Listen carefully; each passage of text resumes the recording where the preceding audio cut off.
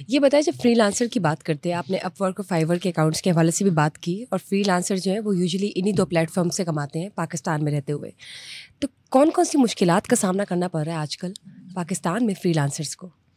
सबसे बड़ा मसला तो इंटरनेट का है, जिस पे अच्छी खासी मेरे ख्याल पहले भी बात हो चुकी है। इंटरनेट के मसाइल इतने ज़्यादा हैं कि हमें उस वक्त बड़ी शर्मिंदगी का सामना करना पड़ा जब फाइवर इंटरनेशनल प्लेटफॉर्म है, उसने पाकिस्तानियों की प्रोफाइल के नीचे नोटिफिकेशन चला दिया कि इनके मुल्क में इंटरनेट का मसला है, इनको ऑर्डर ना दें, ये टाइम पे डिलीवर नहीं करेंगे। मैं आपको उसका तर्जुमा बता रहा हूँ आसान अल्फाज में। अब ये देखिए मुल्क की कितनी बड़ी बदनामी है कि जिनके मुल्क में इंटरनेट नहीं, लोग हंसते हैं।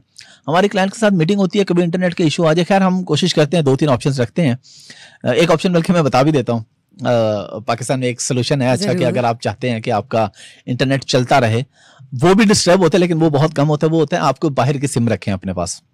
और वो कैसे पॉसिबल है? एक आम इंसान अफोर्ड कर सकता है क्या? मेरे ख्याल है जो फ्रीलांसिंग इंडस्ट्री में है उसके लिए तो इशू नहीं है। कितने पैसों की होती है बाहर की सिम? बाहर की सिम नहीं, वो तो डिपेंड करता है ना आपका पैकेज। ज़ाहिर बाहर की सिम का डाटा भी आपने वो यूज़ करना, तो अच्छा पैकेज होना चाहिए।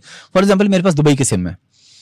अब जब आप रोमिंग पे वो नंबर पाकिस्तान में यूज़ कर रहे होते हैं ना, तो यहाँ पे जो कैरियर जो रिस्ट्रिक्शन लगाता है ना, वो रोमिंग वाले नंबरों पे नहीं लगती, उनको सर्विसेज पूरी मिल रही होती है। फॉर एग्जाम्पल अगर आप अपनी पाकिस्तानी सिम दुबई में जाके इस्तेमाल करते हैं रोमिंग पे पाकिस्तानी सिम, तो दुबई में आपको पता है व्हाट्सएप कॉल ब्लॉक है, लेकिन अगर पाकिस्तानी सिम दुबई में चली तो व्हाट्सएप कॉल ब्लॉक नहीं है, क्योंकि आपके होम कंट्री का सिम को यहाँ से रोमिंग के थ्रू इंटरनेट मिल रहा है, इसलिए उस पर कोई रिस्ट्रिक्शन नहीं है।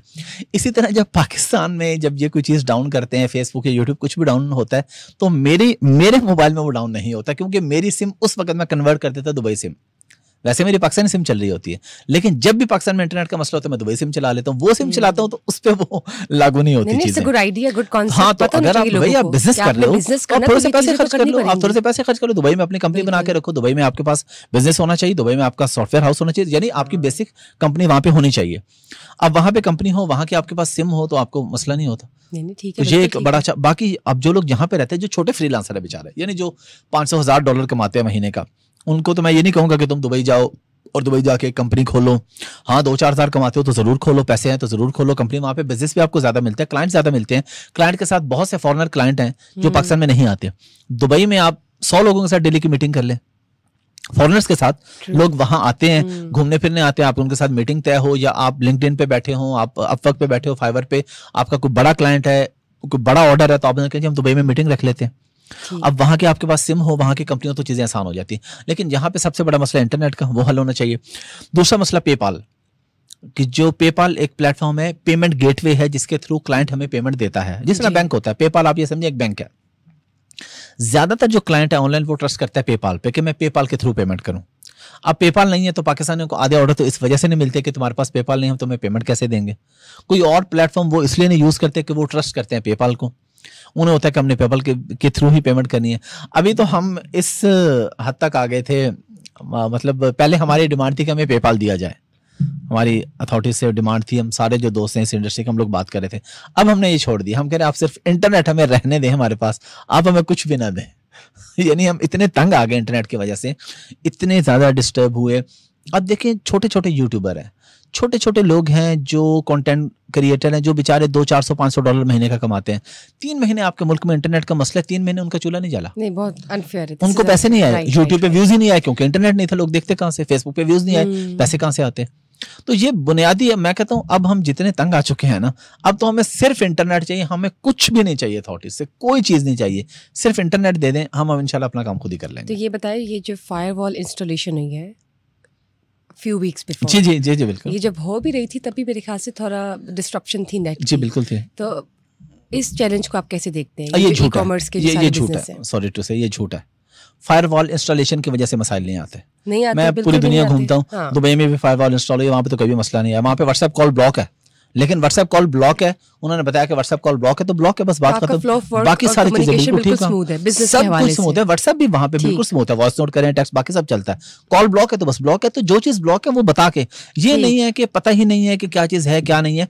तो फायरवॉल की वजह से कोई स्पीड डाउन नहीं होती, 1-2 दिन के लिए मे भी हो जाए, कोई एक एप्लीकेशन हो सकती है। ये जो इंटरनेट है ना डाउन, इसका फायरवॉल से कोई ताल्लुक नहीं है, ये कोई और ही एजेंडा है, फायरवॉल का इससे कोई ताल्लुक नहीं। ठीक है। अब जब हम बात करते हैं एआई की, आर्टिफिशियल इंटेलिजेंस की, तो आपने खुद भी देखा कि आपकी भी एक डीप फेक वीडियो जो है वो फ्लॉट कर रही है सोशल मीडिया, टिकटॉक पे। ये बताएं, एआई और फ्रीलांसर और फ्रीलांसिंग का रिलेशनशिप कितना ज़रूरी है बिजनेस के हवाले से? ये बड़ा ख़तरनाक भी है और बड़ा ज़रूरी भी है। फॉर एग्जांपल, आपने क्लाइंट को एक प्रपोजल भेजना है कि आपको ये काम आता है जी, और आप मुझसे ये काम करवा लें, ठीक है। आप खुद एक कंटेंट लिखने बैठेंगे, आपको कई घंटे लगेंगे, आप सोचेंगे, फिर आपकी ग्रामर की मिस्टेक है, स्पेलिंग की मिस्टेक है। चैट जीपीटी को आप बताएंगे कि ये मेरा पोर्टफोलियो है, ये मेरे क्लाइंट का नाम है, इस पे प्रोजेक्ट आप उसे बता रहे हैं, वो टक टक टक टक टक टक उसने विद इन फ्यू सेकेंड्स आपको पूरा प्रपोजल लिख के दे दिया। आपका 6 घंटे का काम 6 मिनट से भी कम टाइम पे हो गया। तो बहुत बड़ी नेमत है एआई। अब दूसरी तरफ हमने कोई आइडिया लेना है, बिजनेस का हमने कोई नाम रखना है, उसका आइडिया लेना है, हमने कोई पिक्चर का आइडिया लेना है कि इसके रेलिवेंट मुझे थंबनेल किस तरह का बनाना चाहिए, क्या करना चाहिए। आपके 10-10 घंटे के काम 10-10 मिनट पे आ गए हैं। लेकिन ऑन दी अदर हैंड ये खतरनाक भी है कि जिस तरह फेक वीडियोस आ रही हैं, किसी की भी आवाज़ से किसी को बेवकूफ़ बनाया जा सकता है। आपको पता है पाकिस्तान में बहुत से लोगों के साथ होता है कि उन्हें कॉल आती है जी, और कॉल पे उसका भाई बात कर रहा है और भाई कह रहा है कि यार मैं यहाँ पकड़ा गया हूँ, मेरे से ये मसला हो गया, मेरे पास जल्दी से पैसे भेजो, ये पुलिस मेरे साथ है, या एफआईए वाले, ये फलां, इन्होंने मुझे पकड़ लिया। ये वाकयात। अब प्रॉब्लम ये है कि कॉल पे जो बंदा बात कर रहा है वो रियल में आपके भाई की आवाज है, वो रियल में आपके कजन की आवाज है, वो रियल में आपके फैमिली मेंबर की आवाज है। उस आवाज में आपसे पूरी बात हो रही है, वो रिकॉर्डेड नहीं है। वो एक सॉफ्टवेयर होता है, उस सॉफ्टवेयर को वो वॉइस पहले दे देते हैं, वॉइस दे देते हैं कि जी ये वॉइस है। अब उसको स्क्रिप्ट जो भी लिख के देंगे वो उसी आवाज में बात करेगा। ये इतनी खतरनाक चीज है। लोगों के साथ इतने इतने फ्रॉड हो चुके हैं, लोग इतना पैसा दे चुके हैं, बाद में पता चलता है। तो भाई अगर आपको कोई ऐसी कॉल आती है तो प्लीज इस चीज को एक्सेप्ट करें कि ये जेन्युइन नहीं है। सिंपल सी बात है कि इमोशनल होने की जरूरत नहीं है। आप उस कॉल पे कहे जी ठीक है मैं अभी करता हूँ, कॉल काटे और अपने भाई के रियल नंबर पे कॉल करें, क्योंकि वो उस नंबर से कॉल नहीं आ रही होती, वो उस नंबर से तो कॉल नहीं आ सकती ना। तो आप उस नंबर पे कॉल करें कि भाई आप किधर हो, मुझे वेरीफाई करें, आप उसको पैसे जल्दी आप पैसे भेज देते हैं और फिर आप कहते हैं हमारे साथ फ्रॉड हो गया। तो खतरनाक तो बहुत है। इसी तरह जैसे मेरी वीडियो एक आ रही है जो आई हुई है कि जी इतने लोगों की हमें जरूरत है, वीकली पैसे लें। मुझे जैसे मैंने पहले बताया, खुद मिल गया क्लाइंट जिन्होंने कहा कि मैंने जी मैंने 3,000 रुपए जमा करा दिए। मैंने कहा बिल्कुल ठीक किया। आप बेवकूफ हो, आपको इतना नहीं पता कि 3,000 रुपए जमा कर, वो ये है छोटे फ्रॉडी है। वो वीडियो बनाई है उन्होंने, वो 3,000 लेंगे, 100, 200, 300 बंदों से इकट्ठा कर लेंगे, 6, 8 लाख, 10 लाख, फिर कभी पकड़े जाएंगे, फिर वो बंद कर देंगे। जो मुझे एक बंदा फूड पांडा वाला मिला, वो कहता 3,000। तो मुझे असल में मुझे वाकई तरस नहीं आता ऐसे लोगों पर जिनके साथ फ्रॉड हो जाए। वो बेवकूफों पे मुझे तरस नहीं आता। मुझे वैसे उस पे सोच के तरस है, गरीब आदमी काम कर रहे हैं, लेकिन मैंने कहा इतना बेवकूफ आदमी है, तो बेवकूफ को अगर 3,000 का फ्रॉड हो गया तो ये बड़ी अच्छी चीज है, ताकि दोबारा उसका रीजन ये है कि उसके साथ अब 3 लाख का कभी नहीं होगा जिंदगी में। ये भी सही है। तो ये सही है, ये भी सही है। उसको अल्लाह ने नसीहत सिर्फ 3,000 रुपए में दे दी। अब ये डिपेंड करता है ना, किसी बंदे को नसीहत 10 लाख में मिल रही है, किसी को 1 करोड़ में, किसी को 10 करोड़ में नसीहत मिल रही है। तो आप तो समझें कि आप तो बहुत ही प्यारे इंसान है अगर आपको 3,000 में नसीहत मिल गई है कि जी ये फ्रॉड होता है। अब देखिए, ये नाज़रीन को खुद भी अंडरस्टैंड करने की जरूरत है कि प्रिंट मैगजीन वाला ज़माना तो रहा नहीं है। इलेक्ट्रॉनिक से भी अब डिजिटलाइज्ड मीडिया की तरफ हम पहुंच चुके हैं और सारा का सारा ज़माना 21वीं सदी का जो है वो डिजिटलाइज्ड हो चुका है। तो जब बात करते हैं ई ट्रेंड्स की, ई कॉमर्स की, बिज़नेस की, तो सब कुछ अब आपको सॉफ्टवेयर में मिलता है।